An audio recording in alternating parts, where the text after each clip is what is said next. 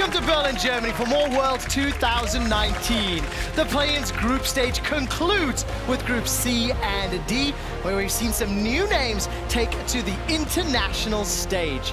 After today, some of these legends will continue their journey, while others will get a major setback. Hello, everybody. I'm Quickshot, bringing you the final day of play-ins group alongside Ejim and Frostgurn. And what a roller coaster it has been. 2 teams eliminated, 4 teams already through to the knockout stage. Frost, it's one more day of groups. Yeah, the one more day, and I think we might have another nail-biter on our hands because a lot of these groups are kind of splitting up into the air, and I'm curious what's going to all shake out. And that's the thing, we had the 1-1-1-1, the 2-2-2-2, like is it going to be the same for Group C here today? Are we getting more tiebreakers? Who knows? I did not wear a tie today because I don't want tiebreakers, but we'll find out if we get them.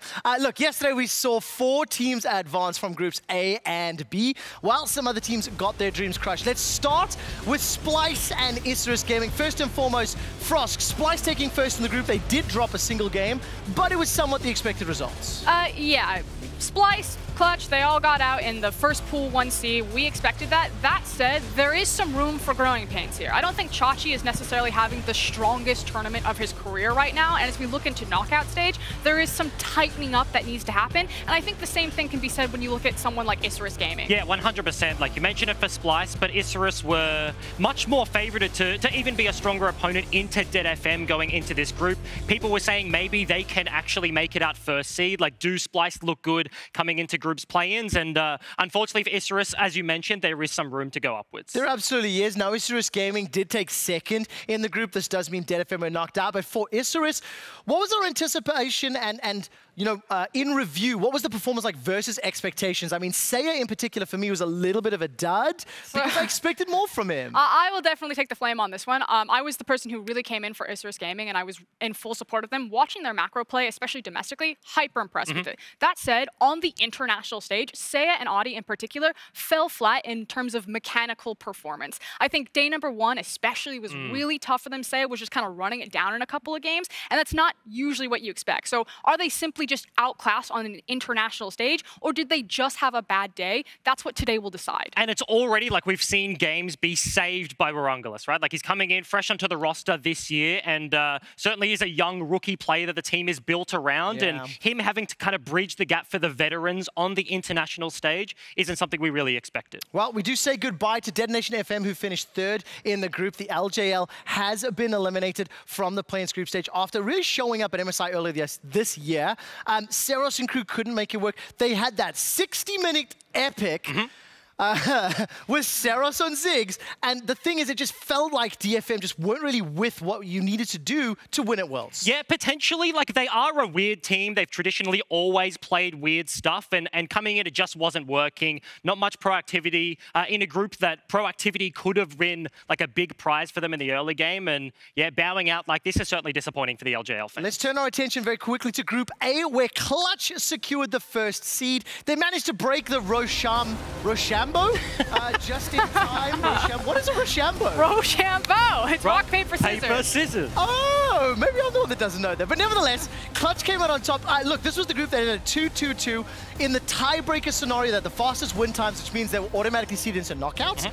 But then they obliterated the Unicorns of Love. And that's the question. Which one is the real Clutch? Because they certainly lived up to their namesake when push came to shove, and they needed to find that win to secure the first seed coming out of the group. But is this actual growing pains? Was this arrogance? Was this warm-up? I don't really know. There's a lot of volatility in kind of what iteration of what team you're going to get on what day. And I think that is somewhat expected for this Clutch roster. There were some questions in terms of like ramping up towards the end of the season. They are a volatile, ambitious, creative. All of these words describe this team. So to see some faltering in the early stages of the tournament wasn't all that surprising for me. But the only word that I actually want from a Pool 1 team is consistent. Yes, and until I get that fair. word, then I'm not like, that bet feels very unsafe. All right, we'll have to see how that works out. Of course, Unicorns of Love, they picked up the 2nd seed. They took down Mammoth in the tiebreaker game, and this was the group that was rock, paper, scissors until those tiebreakers. UOL advanced to the knockout stage, and we'll see if they can do some damage there.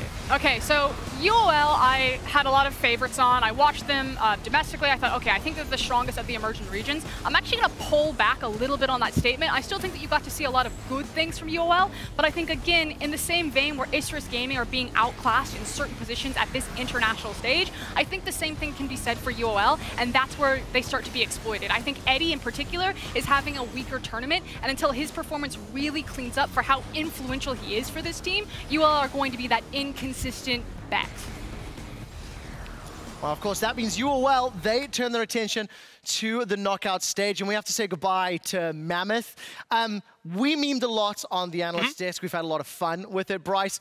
But as it stands, Mammoth, they had a few moments of hope, but it wasn't enough, especially in that clutch tiebreaker match. Yeah, certainly, right? That was a very one-sided affair. And I think for Oceanic fans, for myself, everybody back home, and even the team, this was a tournament where we saw two very different Mammoths. People critiquing them, saying they only have one playstyle. When they got it, they can win games. And towards the end of their run here at Worlds, I feel like they strayed further and further away. So a bit of a disappointing end here for OS. And that's unfortunately kind of the real talk. I was not the biggest Mammoth fan because I didn't like their playstyle. Demonte said that if you play scaling like that, it's safe, but it's not optimal. And I think, like you're saying, as the tournament rocked on, people got used to it. They knew what picks they needed to do. They knew that you take power away from triple. And ultimately, this team was not versatile enough to go the distance. On this stage against the opponents in their group, And I will say the one thing is that at the end of day number one, it was like 1-1 apiece all over the place. This did go to tiebreakers, so I've seen some very harsh words at Mammoth on the Twitter sphere and stuff like that, and a single game on an opponent they were already 2-0 up cost them their run. It could have been much closer, but it just wasn't. The thing that sucks the most is they are bearing the weight of the years of frustrations. Yes. And this was their first tournament. But look, DFM and Mammoth, they're the first two teams to fall at the end of today. Two more teams will be eliminated from Plains groups. We'll find out who they are. Before we get to the drama, the action, the suspense, we've decided to gather some of the best Twitter moments because we've got some of the best players on stage. And we're going to look at your hot takes. I always get nervous when we do hot takes because I don't quite know what's going to be coming up. So the very first hot take from Twitter is the Unicorns, and they are giving a thumbs up to their tilt-proof jungler. Now, wait, remind me, was this the UOL clutch game? Yes, absolutely well-deserved. This is a guy, his mid laner is being dove at 4 minutes, and he's literally level 1, killing a small wolf for level 2. This was the most depressing start to a game for a jungler, and this is, he needs this. Yeah, I think the context is important here. I think everyone saw Lyra just absolutely smash in the early game, took their hands off the keyboard, like, GG, go next. And then the fact that they end up winning. I love the fact that it's Cloud9 that posts this. And she's just, like, twisting the knife. Is that subtext? Is that Cloud9 also calling out clutch? You know, like a little It should be. Or are we reading too much into it? Okay, awesome. Next one. Second up, the LEC Twitter account used the marathon game between Isurus and DFM as firepower. So this was that 60-minute game that had 8 Barons, 17 Elders, 1 million Dragons, and this game is almost as long as the entire G2 versus TL series. I actually saw Medic say if you include picks and bans. No, it doesn't.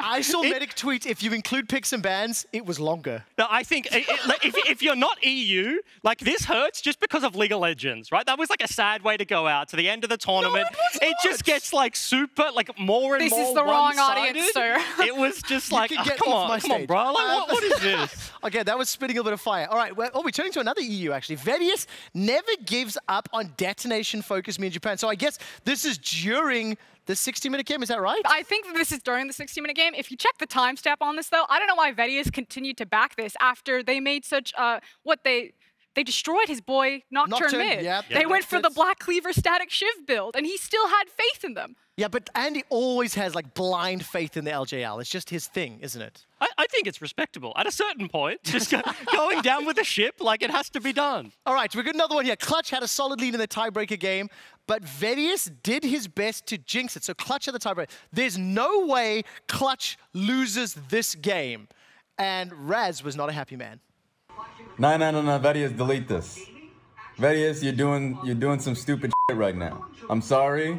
I cannot allow this to be on my screen for too damn long. Do not curse Clutch.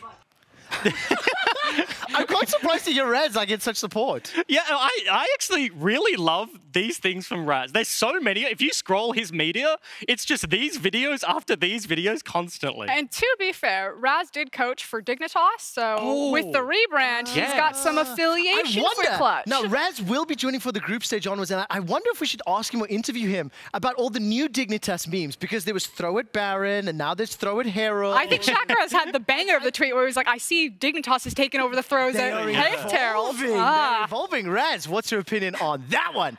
Look, we've got one more tweet that is less of a hot take and a little bit more of a request. So don't you worry, Cartman. Frosk is ready to explain why this Vlad build. Okay, so I got the honor of casting Nuguri's Pocket Vladimir the other day and his banker build. So let's take a look at what makes this pick so deadly and his unique way of building the champion. For that match into Renekton, Nuguri took Klepto and Domination, opting for the Taste of Blood and Ravenous Hunter in the Domination tree due to the matchup. Now, these combined sustain options would help keep him topped up and in the lane as long as possible in what could be a very volatile matchup. Now, while Klepto isn't that far out of the wheelhouse, Nuguri and Showmaker both sport the Klepto Bros moniker for their preference for the rune choice, which allows them to get more literal bang for their buck off their superior laning abilities. Talk to Atlas, and it's as he says, it's cashing in on being better than your opponent. So let's actually take a look at the build. It was Ionian Boots, Seeker's Arm Guard into a completed Death Cap and a Nomad's Coin. This build provides burst, econ, and CDR. Emphasis on the cooldown reduction because Vladimir is a champion that's usually level dependent to get more points into that queue and keep up the ability to spam. Now, historically, Nuguri has innovated on Vladimir in pro play by rushing the CDR cap around level 9 to 10, making Vlad spike exceptionally early in matches and being ready for team fighting. And that's where Nuguri's Vlad really shines. This itemization late game also allows him to bring wards through the upgraded medallion. So theoretically, he could split push safely with his own vision.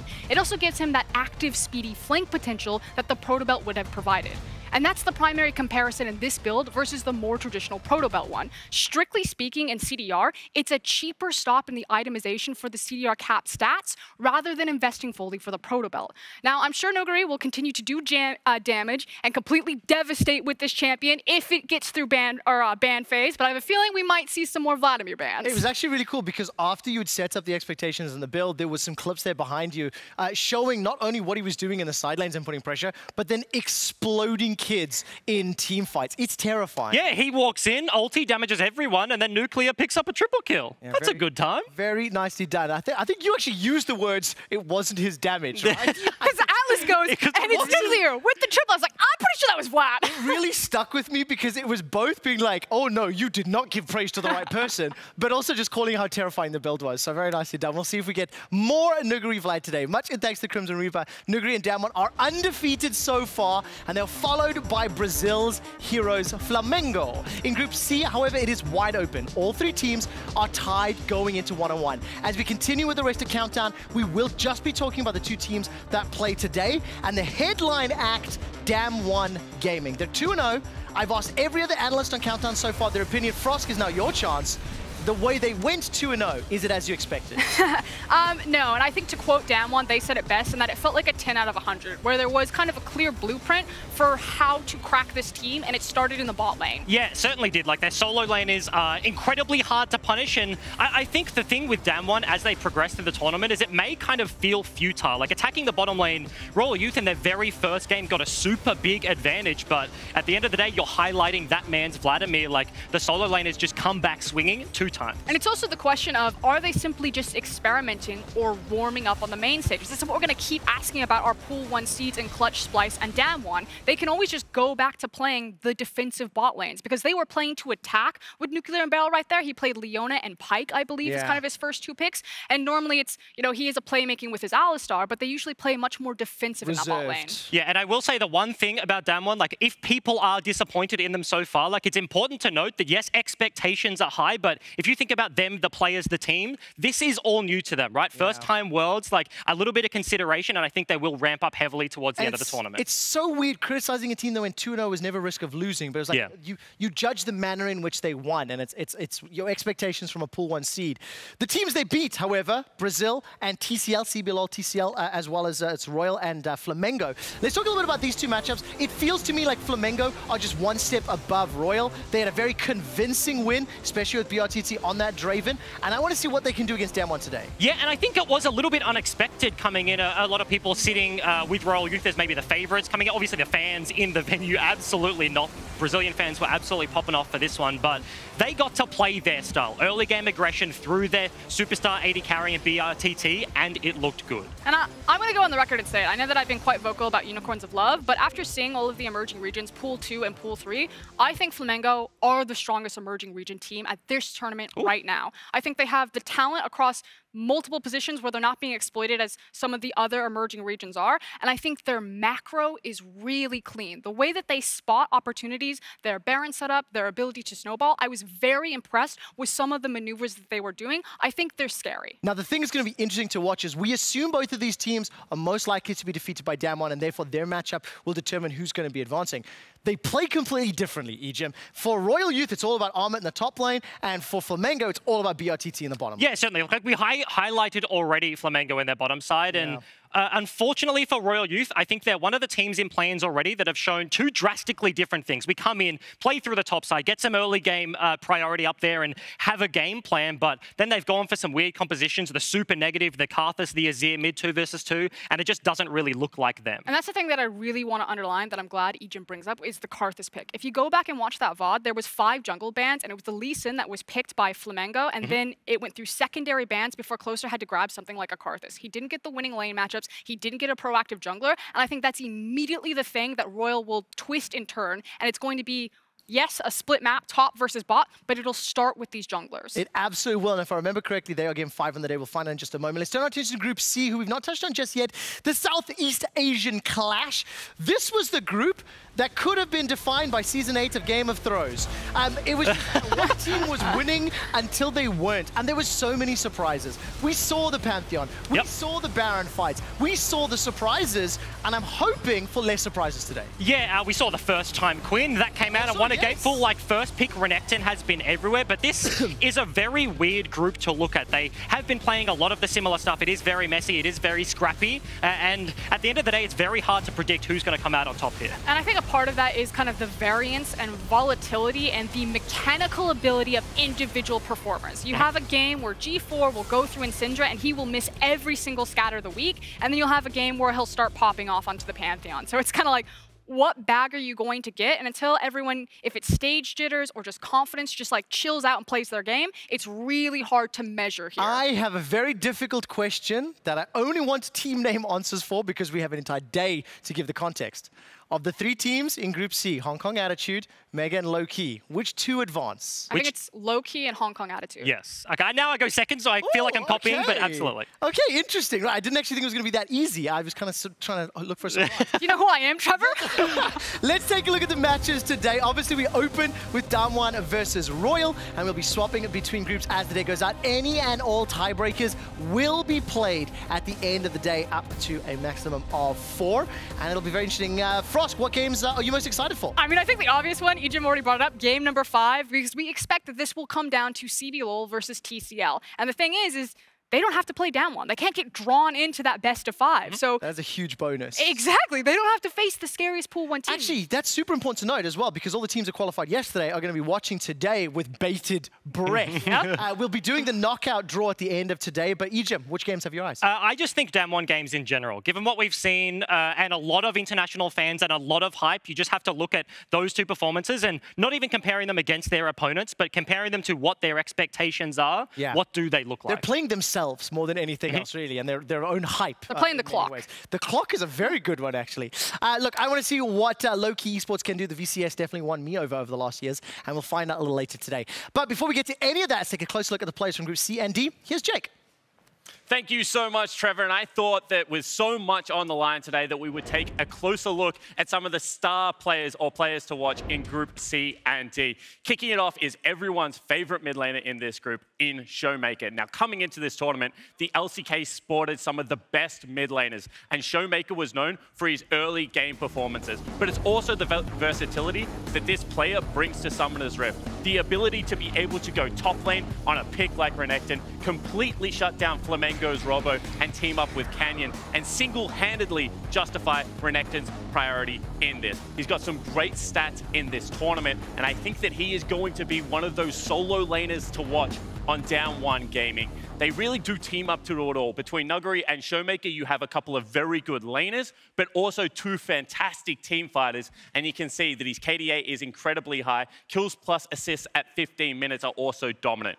Moving on to Loki, it's actually Artifact, their mid laner, that I would like to take a closer look at. Artifact is one of the players coming into this game that is very consistent in an inconsistent group. His Tristana was amazing, able to show off great playmaking ability and attacking side lanes to generate pressure advantages for his team. He's also the only mid laner so far that we've seen play into the Pantheon as a Kali. And whilst he was solo killed early, his individual skill was able to bring Loki back into that game and start to mount the comeback. Now, obviously, that game still ended in a defeat, but Loki's chances of getting out of this group definitely will hinge on Artifact's performances. Finally, I want to take a look at Royal Youth's jungler in closer. His Kiana against a heavily favored Damn One Gaming lineup was absolutely beautiful to watch. We thought that they were going to attack the bottom lane early, and Closer ensured that Pilot and Armor were able to generate these advantages. But it wasn't just the laning phase. He then utilized his lead to generate picks around the map and continue to put out pressure through individual skill making on the key pick. Contrast that to his play on Karthus versus Flamengo. He certainly was not able to get the ball rolling. With Royal Youth back against the wall, he will be a defining factor in turning it around to tie up Brazil and Flamengo today. Speaking of Royal Youth, Law is standing by with their support. Thanks, guys. Law here, and I'm joined by Royal Youth Support Tournament. Thank you very much for joining me. The first day didn't go as expected for you, as I can imagine, but have you been able to identify why things went wrong? Like, our early game was pretty good against Damwon, first of all, and I think we lacked the mid game. Our composition was like snowballing pretty hard. We shouldn't go late against Damwon's comp, and our team is more like of a snowball team. Like, we build up our early game pretty well and then snowball the enemy to like 20-25 minutes and finish the game at that minute. And if our game goes to like 30 minutes, we kind of lack on like decision making, I would say. So I think we have to snowball more harder than we did against Damwon, and then we can win for sure. Yeah. What about the second game against Flamengo? Second game, like, I don't know what happened, but I think we underestimated our enemy, I would say, and our draft didn't go as planned as we planned as well. So I'd say it's our fault for sure, but like a part of the loss is our draft as well. You mentioned that you were able to challenge Damwon in the early game. This team is known to adapt really well. Do you think you'll be able to do the same thing today and maybe win against them? If we did it once, I think we can do it twice as well. So yeah, I'm pretty confident. That's great to hear. And then what would be your main focus for today? Because you're 0-2 right now. This is do or die. You have to win both games. Yeah, so first of all, like for sure, we want to win all games today. Like, we're gonna do our best. But our main focus game is gonna be against Flamengo. Like, we have to win against Flamengo for sure, and if they lose against Damwon as well, we're gonna go 1-1 against them, so we can play a tiebreaker, and from there on we're gonna make it through the groups. Awesome. How is the mood within the team right now? After the losses, like, everyone was pretty sad and frustrated. I mean, that's reasonable, but I would say after the 2 days after the losses, I think everyone came back to the mood. Like, everyone's positive, and I think everyone is believing that we can make it. I hope you had the nice mental reset you needed. I wish you good luck on today. Thank you very much for the interview. Now back to you guys. Thank you very much. It's important to remember how crucial Tolerant and the bot lane was for Royal Youth last time they faced Damwon.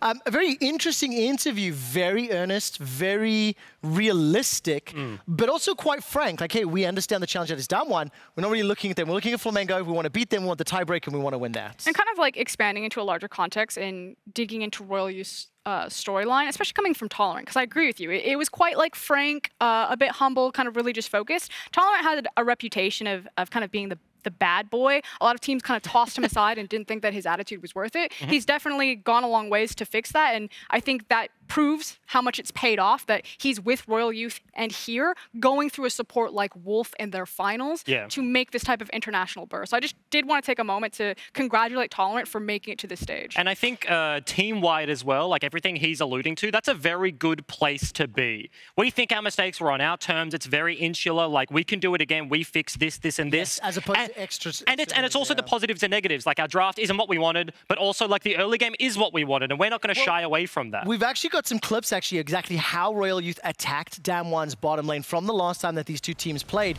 And, you know, there was a lot of jokes on social about H2K Nuclear has rejoined the server here in Europe, but you have to give credit to Royal Youth. They built up some advantages, and I was getting a little nervous for Damwon when Royal Youth were picking up multiple kills of the first 10 to 15 minutes. And it's not just making sure that when they are picking up these kills, that it's translating into actual map leads, that it translates into taking Drakes, it translates into taking towers, getting Baron set up, because ultimately what happened is you did have a lot of these picks, but nothing else came from it. Anytime Damwon did take a shot of you, it was really a sucker punch. They knock you flat on your ass, and then they took everything away. Yeah. And that's really the big thing when you're kind of punching up in terms of class of opponent. I think the lower team coming into this one, Royal Youth, I think certainly aren't the favorites, but you feel like you have to fight tooth and nail for every advantage, and the fights are so difficult that you don't have time, you don't have HP or mana to go for a turret, to go for a dragon. It's like, oh, we killed them. Okay, we have to reset now. Like, we have to go back. Well, let's talk a little bit about one of the other strengths here. Of course, you covered Nuguri's Vlad a little earlier. I want to talk about Armut from Royal Youth and this top lane matchup and what some of our expectations are going to be. What did we think of Armut's first performance? And, you know, how is he going to have to upgrade here to try and take on Nuguri, Jim? I think he will have some room to play with. This is a guy that traditionally gets played around. We had the interview and we saw some stats very much earlier about Closer. His Kiana in that game looked good. And if he can link up with his jungler, Nuguri is an incredibly good top laner. But in literally Frost segment, it's like the Vladimir. You scale up, you give them time. So I think he will have space to play with. It's just a different responsibility. The other two top laners in this, and Arma and Robo, just need to survive. That's all you need to do. And Nuguri eats these kids for breakfast right now. Yeah. It is an uphill battle. And so if you can just neutralize and be just as impactful in team fights, you're not trying to spec something to go 1v1 off into a side lane or go into a 1-4 formation. You just need to survive and be worthwhile. So start figuring out what those tools are, what those champions are that can make a team fight impact. Well, I'm going to put you on the spot and ask you to theorize with me. We're nearing picks and bans. We know the uphill battle that Royal Youth are facing, and we do have the draw from last time, looking at the likes of that Renekton first pick that didn't really work out. What would you like to see from Royal Youth and what pivots, maybe from draft, maybe from playstyle, to increase their odds and swing things in their favor for a win against Damwon? Well, I think the #1 thing that I want to see is them get their hands back on Kiana, but I don't think it's going to happen. But an early proactive jungler. Everything really does start with Closer. Yes, he does attack the top side of the map more so than the bot side. We'll see if he changes that up, seeing that Nuclear and Barrel can be broken. But first and foremost, you have to get an early game jungler for Closer, or a level 6 jungler for Closer. Yeah, I'm in 100% agreement. Whether you do want to go top side or bot side, I think you do have options there. But against Damwon, if you're not winning early, you're not winning late. So you just have to get something done. I think whether it's the Elise, the Gragas, stay away from Echo. I'm not actually sure if we've seen it again or if it's still just 0%, 0% They just backed off of it. Yeah, nobody's touched it. But yeah, not that. Let's turn our attention now to Damwon, because obviously the expectation is that Royal have to adjust more to win. But Nuclear and Barrel, they did get picked on yesterday, both by Flamengo and by Royal. So seeing this Kai'Sa, seeing this Leona, do you want to see some changes from them to go back to their more reserved or maybe defensive playstyle? Yes, in all honesty, they shouldn't be falling behind as far as they were in their first game versus Royal Youth, and I think it was really on their own volition. Like, they were being aggressive. They were forcing the fights and getting punished for it. It's not like things were coming to them and they were getting dove underneath their turret, and there's a conversation to be had, like, were they set up for success? Were they communicated to properly? And stuff like that. It really was just off their own volition.